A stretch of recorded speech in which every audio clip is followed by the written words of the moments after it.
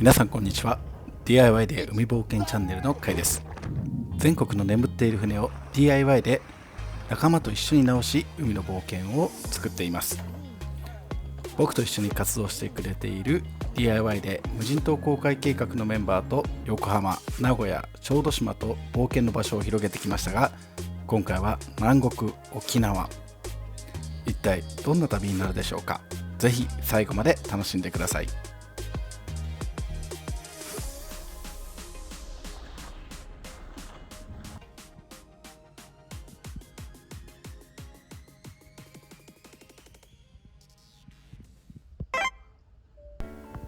沖縄までは中部空港から約2時間で到着。意外と近いですね。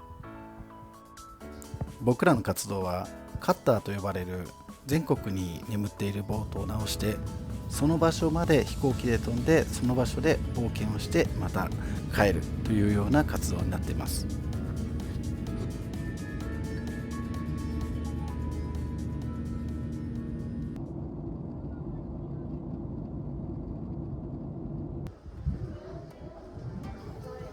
沖縄に到着しました。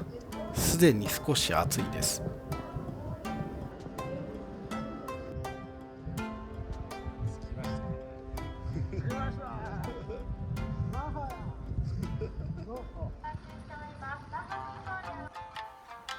沖縄といえば綺麗な海、そして沖縄そば、もう美味しすぎて大好きです。空港から今回のベースとなる宜野湾マリーナまではバスを使って行きます。公共バスだと580円で約1時間ぐらいです。リムジンバスだと早くて便利ですが、ホテルにそのままチェックインしそうになるのでご注意ください。天候はあいにくですが、現地で仲間と合流して乾杯です。到着から翌日、早速作業にかかります。思っていたよりも船はボロボロでした。地元の方が非常に協力してくれたのでなんとかなりそうですが、ちょっと行き先が不安です。けれどここまで来たらやるしかありません。チェーンブロックで船体を持ち上げ、慎重に船を引き出します。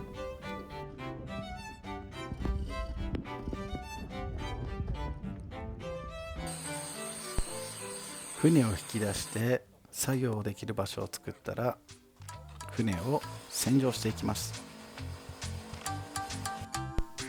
ボロボロになってしまった部品もどんどん取り外していきます。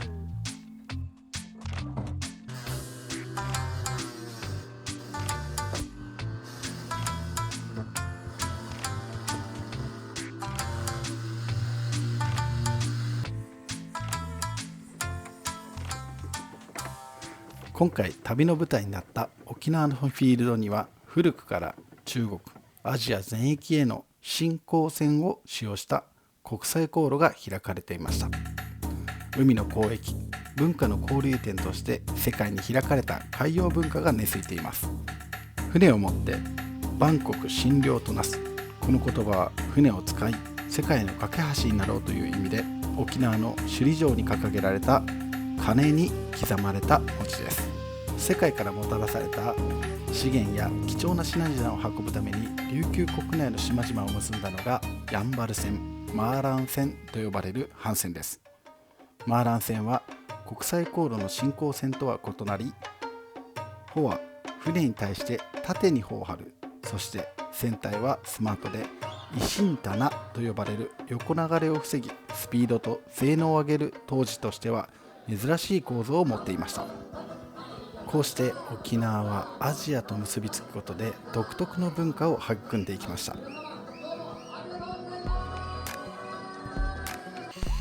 僕らが行っている DIY で無人島公開計画の一つの大きなテーマが、人はどうして海を渡るのかということです。安全な陸地を離れてどうしてこの広大な海に挑んだんだろうか。彼らが見た景色はどんなものだったのか。それを知りたくて、僕は各地の海を舞台に旅を続けています。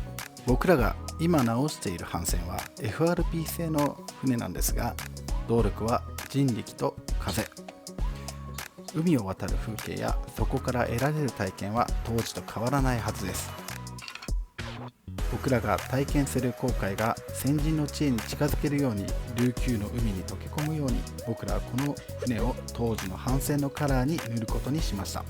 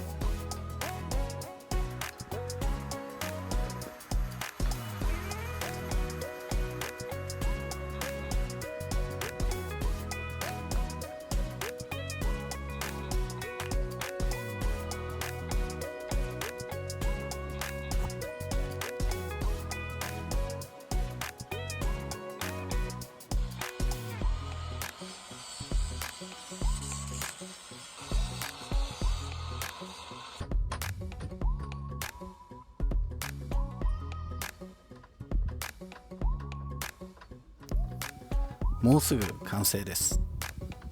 船がきれいになっていくと冒険への期待も高まってきます。失敗したり成功してはしゃいだり、小さい頃仲間と一緒に自転車で隣町まで冒険しに出かけた時のような、そんな楽しみがこの仲間にはある気がします。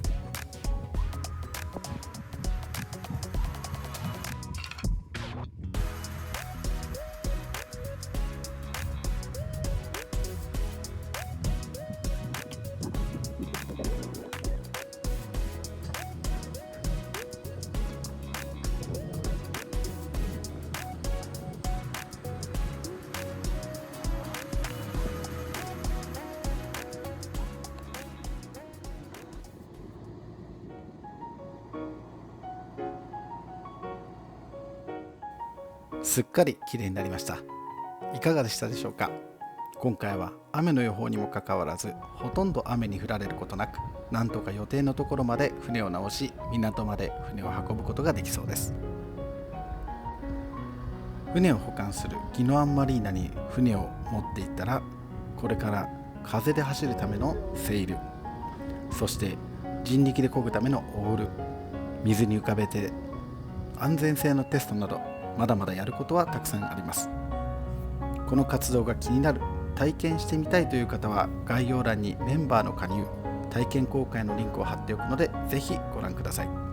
同時に活動の公式ブック、航海と冒険の書も Amazon で発売中です。ぜひお手に取ってみてください。これからも海の冒険を作る力となりますので、チャンネル登録どうぞよろしくお願いいたします。